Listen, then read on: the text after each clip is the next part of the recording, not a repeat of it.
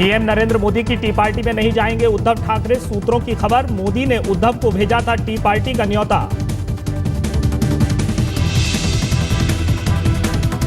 छब्बीस अक्टूबर को शाम 4 बजे दिल्ली में होगी पीएम की टी पार्टी। उद्धव ने अपने सभी सांसदों से कहा टी पार्टी में रहे मौजूद।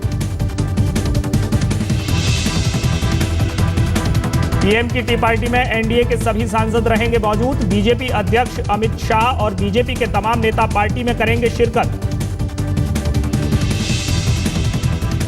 सोमवार को हो सकती है महाराष्ट्र बीजेपी विधायक दल की बैठक, लेकिन सीएम और सरकार में साथी दल पर सस्पेंस बरकरार। मुंबई के वानखेड़े स्टेडियम में महाराष्ट्र के सीएम की शपथ की भव्य तैयारी। मैदान के कर्मचारियों के मुताबिक 28, 29 या 30 अक्टूबर को हो सकता है समारोह।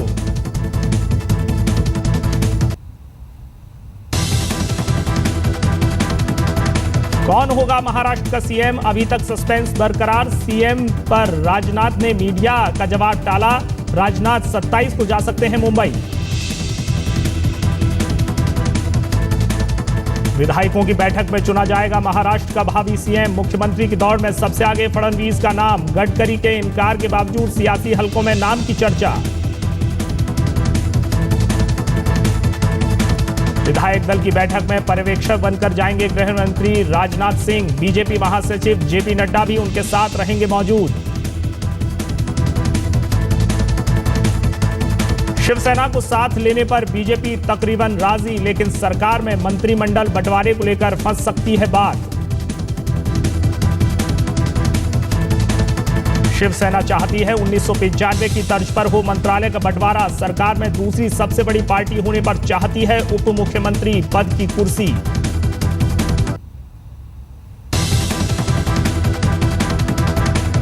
महाराष्ट्र में सरकार गठन को लेकर आरपीआई अध्यक्ष रामदास अठावले ने उद्धव ठाकरे से की मुलाकात। अठावले ने कहा बीजेपी से गठबंधन करना चाहते हैं उद्धव।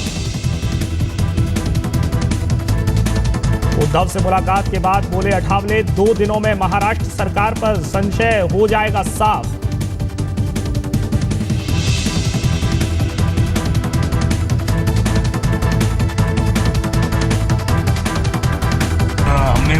बात किया है कि अभी चुनाव के पहले या चुनाव में जरूर बीजेपी और शिवसेना में मनमुटाव हुआ था, विवाद हुआ था, लेकिन अब हमें इसमें कॉम्प्रोमाइज करके दोनों एक साथ आकर ही सरकार बनानी चाहिए। दूसरा कोई अल्टरनेटिव नहीं है। नितिन गडकरी ने देवेंद्र फडणवीस से मतभेद से किया इनकार। कहा हम दोनों पारिवारिक मित्र। गडकरी के मुताबिक फडणवीस को मैं राजनीति में लेकर आया, उनके पिता ने मुझे सिखाई थी सियासत।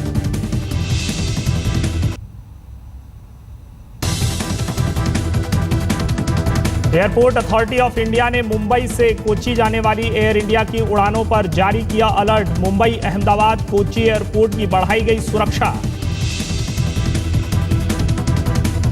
एनआईए के मुताबिक कोलकाता एयरपोर्ट को कल मिली थी धमकी भरी कॉल। एयर इंडिया के विमान के साथ सफर करने की दी गई थी धमकी। बीती रात मुंबई के टीएन नगर में एक पार्टी के दौरान फायरिंग। एक शख्स की मौत, दूसरा शख्स चॉपर से हमले में गंभीर रूप से जख्मी। पुणे पुलिस के हत्थे चढ़े अंडरवर्ल्ड डॉन छोटा शकील गिरोह के 2 शार्प शूटर। बीजेपी नेता लहू मामा शेलार की हत्या की ली थी सुपारी। अमीन शेख नाम के शख्स ने 2 लाख रुपए की दी थी सुपारी। पुणे पुलिस ने छापेमारी में एक पिस्टल, कारतूस और बीजेपी नेता की तस्वीर की बरामद। प्रधानमंत्री नरेंद्र मोदी ने 26 अक्टूबर को एनडीए के नेताओं को बुलाया है। प्रधानमंत्री बनने के बाद पहली बार एनडीए के नेताओं को प्रधानमंत्री निवास पर बुलाया गया है। 3:30 बजे तक सभी को पहुंचना है, जबकि कार्यक्रम 6 बजे तक चलेगा। खबर है कि प्रधानमंत्री की इस चाय पार्टी में शिवसेना को भी न्योता भेजा गया है। प्रधानमंत्री नरेंद्र मोदी ने एनडीए के नेताओं को चाय पर बुलाया है। उम्मीद है कि चाय पार्टी की गर्माहट शिवसेना और बीजेपी के बीच जमी बर्फ को पूरी तरह से पिघला देगी। ये चाय पार्टी दिवाली मिलन पर आयोजित की जा रही है। प्रधानमंत्री निवास 7 रेस कोर्स 26 अक्टूबर यानी रविवार को एनडीए नेताओं के स्वागत के लिए तैयार है। इस दौरान प्रधानमंत्री नरेंद्र मोदी एनडीए के सभी नेताओं से मुलाकात करेंगे। प्रधानमंत्री का निमंत्रण शिवसेना प्रमुख उद्धव ठाकरे के पास भी पहुंचा है। शिवसेना प्रमुख ने प्रधानमंत्री नरेंद्र मोदी के निमंत्रण को स्वीकार कर नरमी के संकेत दिए हैं। केंद्रीय मंत्री अनंत गीते समेत शिवसेना के सभी सांसद इस पार्टी में शामिल होंगे। देखिए, ये शुरू से ही हमने नारा दिया था और प्रधानमंत्री जी ने देश को कहा था, सबका साथ सबका विकास, सभी एक साथ चले और हिंदुस्तान को आगे बढ़ा के ले जाएं, ये हमारा उद्देश्य है। उसमें तमाम शिवसेना के सांसद भी आएंगे।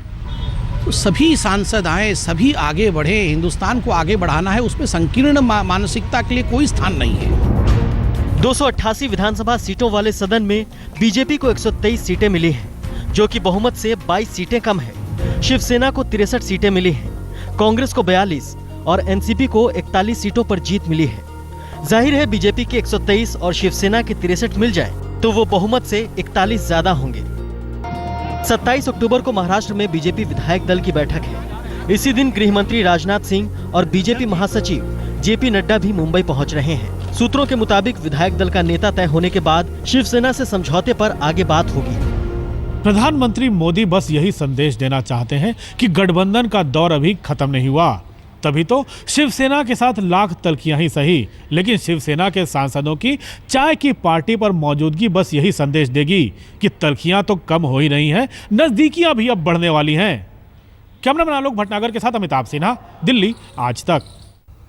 बीजेपी को समर्थन देने के लिए शरद पवार की एनसीपी भी तैयार थी, लेकिन लगता है कि बीजेपी ने शिवसेना को अपनी शर्तों पर राजी कर लिया है। ऐसी स्थिति में शिवसेना महाराष्ट्र सरकार की शोभा तो बढ़ा सकती है, लेकिन उसे मलाईदार मंत्रालय मिलने के आसार कम ही नजर आ रहे हैं।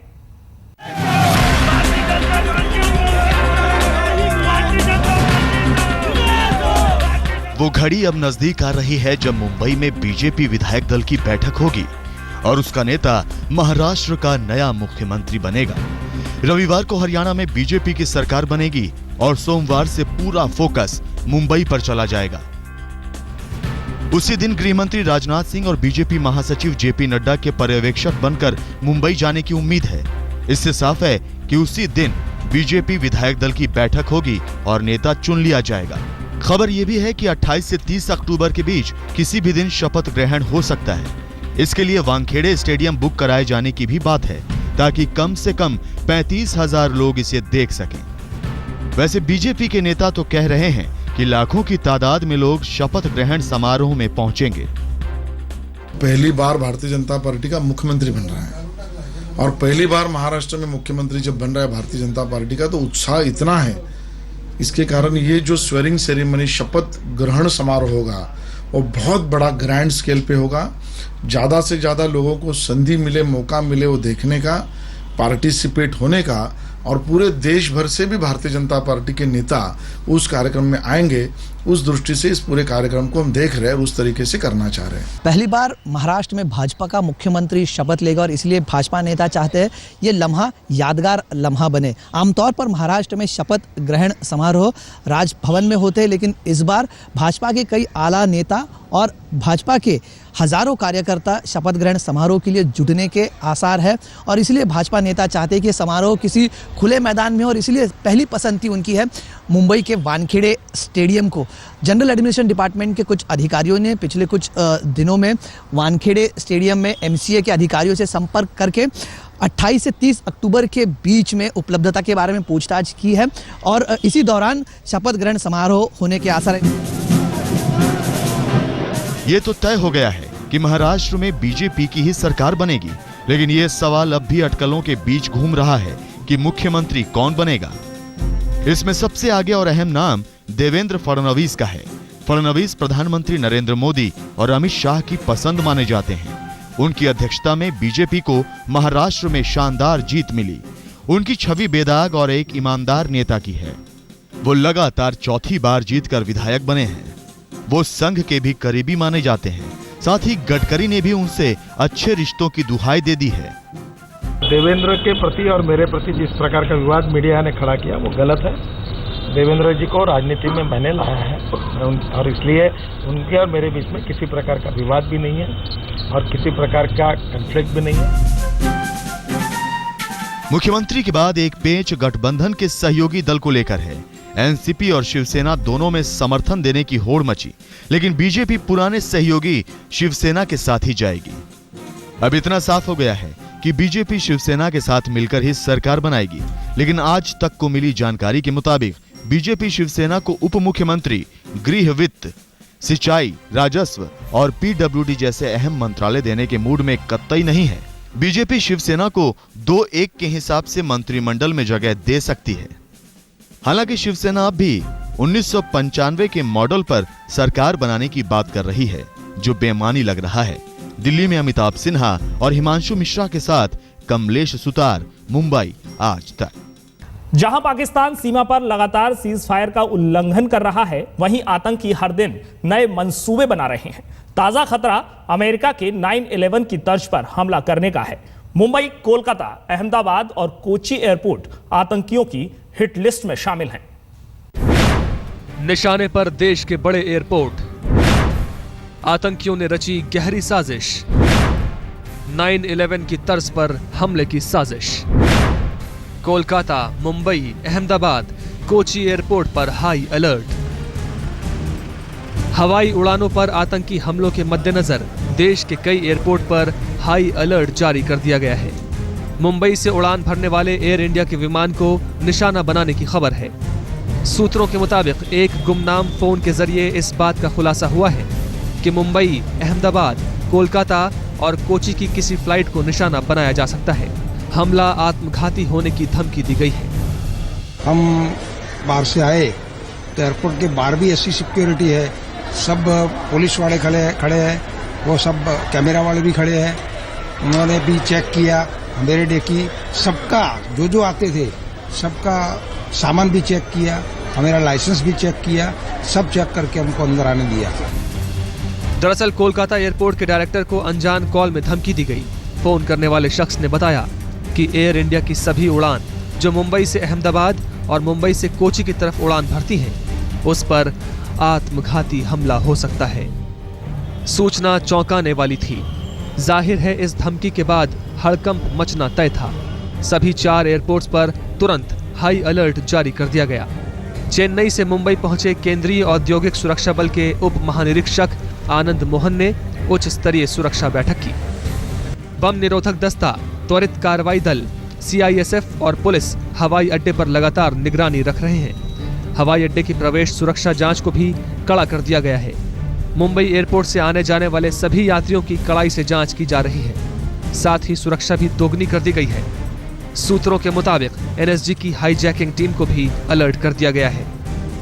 Kolkata airport authority of India के डायरेक्टर के पास धमकी भरे एक कॉल आने के बाद सिक्योरिटी एजेंसीज ने मुंबई, अहमदाबाद और कोची के एयरपोर्ट को हाई अलर्ट पे रख दिया है। इस एनोनिमस कॉलर ने धमकी दी थी कि एयर इंडिया की फ्लाइट को, जो कि अहमदाबाद, मुंबई और मुंबई कोची सेक्टर में उड़ेगी, उसको टारगेट बना के उसे बम से उड़ाया जा सकता है।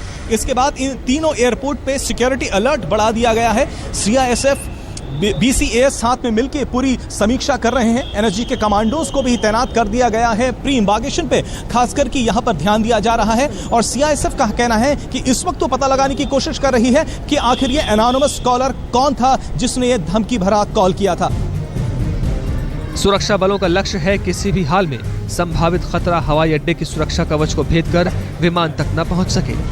यात्रियों के साथ साथ हवाई अड्डे के ग्राउंड ड्यूटी पर तैनात लोगों को भी सुरक्षा चेकिंग से गुजरना पड़ेगा। सामान की तलाशी भी ली जाएगी। खबर है कि अगले 4 से 5 दिनों तक हाई अलर्ट जारी रहेगा। पंकज उपाध्याय, मुंबई, आज तक।